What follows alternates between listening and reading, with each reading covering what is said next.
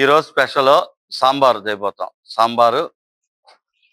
మనం సాంబార్కి పప్పు ఉడికించుకుందాం. బాగా కడిగిన పప్పు పొయ్యి పైన పెట్టి ఉడికించుకుందాం.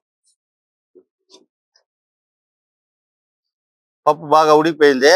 మనం ఇంకా దించేసి రుబ్బి పెట్టుకుందాం. మనం ఈరోజు తమిళనాడు సాంబార్ చేయబోతాం. తమిళనాడు స్పెషల్ సాంబార్. ఓకేనా? దాని రుచికి ఒక విషయం ఉంది, దాన్ని మీకు మధ్యలో చెప్తాను. సాంబార్కి మనం ఇది పెట్టుకుందాం, చమురు పోసుకుందాం. శనగ చమురు మనం వడియం. ఎండుమిరకాయలు 4 వేసుకుందాం, మంచి రుచి వస్తుంది. ఎండుమిరకాయలు బాగా ఏగితే మన సాంబారు మంచి రుచి వస్తుంది. పచ్చిమిరపకాయలు 2 వేసుకున్నాను. పచ్చిమిరపకాయలు మంచి టేస్ట్ వస్తుంది. తమిళనాడు సాంబార్ స్పెషల్ వెంగాయం, చిన్న వెంగాయం. మన చిన్న ఎర్రగడ్డలో ఇది సాంబార్ వెంగాయం. తమిళనాడు ఒక స్పెషల్ సాంబార్ వెంగాయం. దీని పేరే సాంబార్ వెంగాయం. చాలా రుచికరంగా ఉంటుంది. ఈ ఎర్రగడ్డలు వేసి మనం సాంబార్ చేస్తే కాసేపు వేగనిద్దాం. కరివేపాకు కొద్దిగా వేసుకుందాం.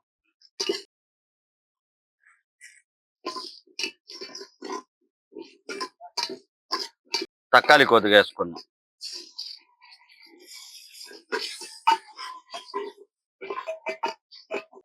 ఉప్పు కొద్దిగా వేసుకుందాం. ఉప్పు కొద్దిగా వేసి కాసేపు మూత పెట్టి మరిగించినామంటే బాగా మరుగుతుంది తక్కాలి. తెల్లగడ్డ కొద్దిగా వేసుకుందాం. మనం బాగా కడిగి తరిగి పెట్టుకున్న వంకాయలు వేసుకుందాం.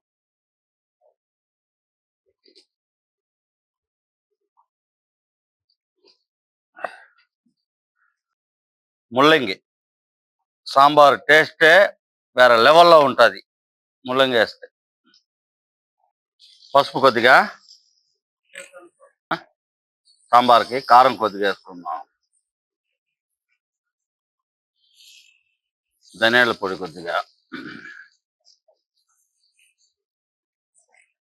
మనం మామిడికాయ వేసుకుందాం.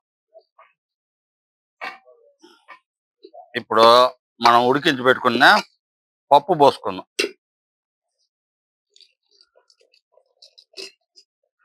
నీళ్ళు కొన్ని శేఖర. అంతా బాగా కలిపి ఉప్పు కారం సరిపోయిందా చూసి మూసిపెట్టి ఒక 5 నిమిషాలు ఉడికి పెట్టినామంటే మన తమిళనాడు స్పెషల్ సాంబార్ పక్కాగా రెడీ.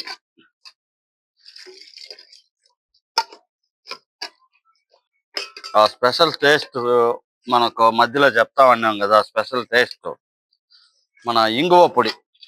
అంతా ఉప్పు కారం బాగా సరిపోయింది. ఇంకా మూత పెట్టి ఒక 10 నిమిషాలు ఉడికిద్దాం. అప్పుడు చాలా టేస్ట్గా వస్తుంది మన తమిళనాడు స్పెషల్ సాంబార్. సాంబార్ స్పెషల్ ఇంగువ కొద్దిగా వేసుకుందాం.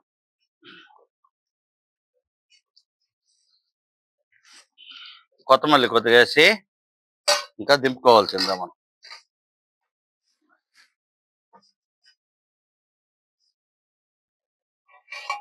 అంతేనండి, మన తమిళనాడు సాంబారు స్పెషల్ సాంబార్ రెడీ అయిపోయింది. బాగా రెడీ అయిపోయింది.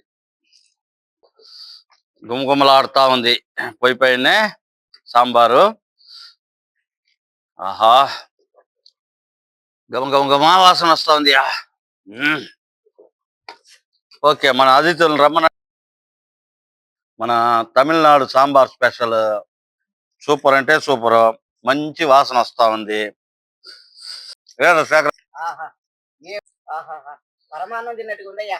ఓకే ఓకే రా, సూపర్ ఉందా?